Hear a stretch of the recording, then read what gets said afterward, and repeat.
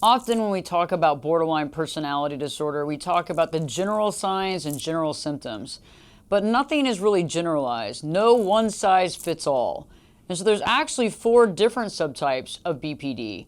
And in today's video, I want to talk about the impulsive BPD, what that means, the signs and symptoms, and how to understand if you are in a relationship with or if you yourself may demonstrate signs of impulsive borderline personality disorder.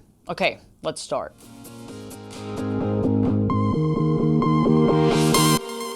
Hey friends, glad to be back today. And today we're going to be talking about borderline personality disorder, but more specifically, impulsive BPD. There are 4 different subtypes of borderline personality disorder. I want to really talk about the impulsive BPD today because a lot of times we only look at the generalized symptoms, the generalized signs. So let's get specific. Okay, let's go. The first sign that I want to talk about today is that the impulsive BPD can complain of chronic or reoccurring illnesses. Okay, I know a lot of us do that already, but a lot of times when you're dealing with the impulsive borderline, you may feel as though that they are a hypochondriac.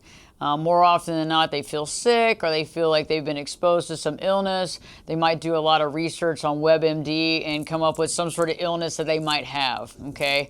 It can get a little nerve-wracking, but a lot of us deal with that and don't have BPD, but this is definitely a sign.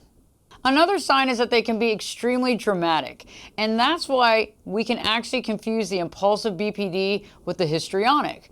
Okay, so histrionic personality disorder is that dramatic component, very dramatic, very over the top, and so sometimes this can be very easily confused.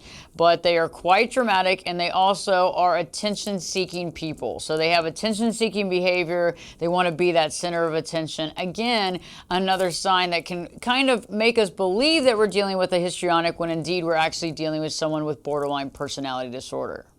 Another indication is that they can be highly manipulative of other people. And more often, they're highly manipulative of other people because they want to manipulate people so they can be the center of attention, okay? And so they want to get people's attention. They want to start interesting conversations. They might actually triangulate a situation and to encourage themselves to be that center of attention. Another indication of the impulsive BPD is that they can be extremely charming and extremely charismatic. Okay, you want to be around them. They're fun to be around. In the very beginning, it's intoxicating. Okay, and so when you're around them, when you first meet them, you're like, wow, this person has it all together. Oh my gosh, they're so interesting. They're so fun. And this is definitely a sign.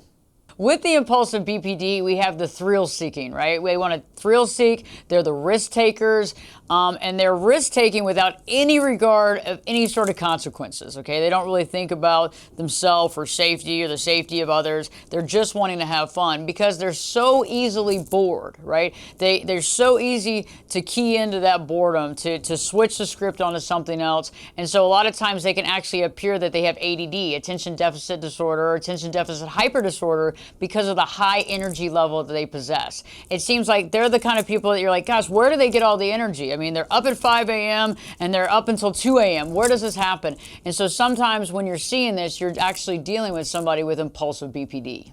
Another indication of impulsive BPD is that they have superficial relationships. They avoid those deep interactions. They can have multiple superficial relationships because of that charismatic attitude, because of that charming quality that they have. They know a lot of people, right? But it's not those deep interactions because they are unable to really have those deep relationships out of fear of being abandoned, but also the concept of not really understanding how to keep those relationships and how to be true and how to be deep. You see what I'm saying? And so a lot of times the fear of exposing oneself as well keeps them at that superficial level with those relationships. And last but not least, they can be extremely flirtatious with other people. It's just kind of part of their mannerisms. Remember, they're putting out all the stops, right? They're flirtatious, they're charismatic, they're interesting to be around. But a lot of that is done because they want to, have friends around them. The only time that they don't feel lonely is when they have people around them because they haven't been able to find that validation within themselves, right? And then that fear of abandonment. They want to get people to really like them and kind of get them into them so that they don't lose out on being around those folks. And the impulsive BPD is just one of the 4 subtypes, right? And these 4 subtypes, it's very shades of gray. So somebody could actually be parts of one subtype and part of another, more of this subtype, less of this subtype. But I find that more often than not, we're generalizing the person with BPD.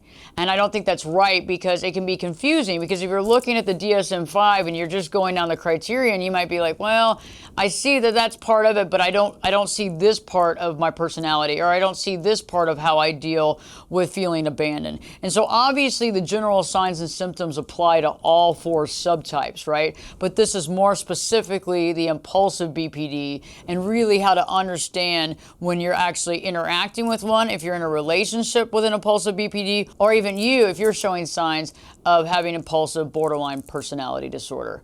I hope this video has helped you. I'll be going through the next subtypes. I'll be going through the petulant and the self-destructive right after this video on 2 new videos, so that you can really understand all these subtypes. You can understand the specific signs and symptoms so that it doesn't become confusing, and you can really understand what you're dealing with, how to understand it, and how to know why you're feeling a certain way, or perhaps why somebody is acting a specific way.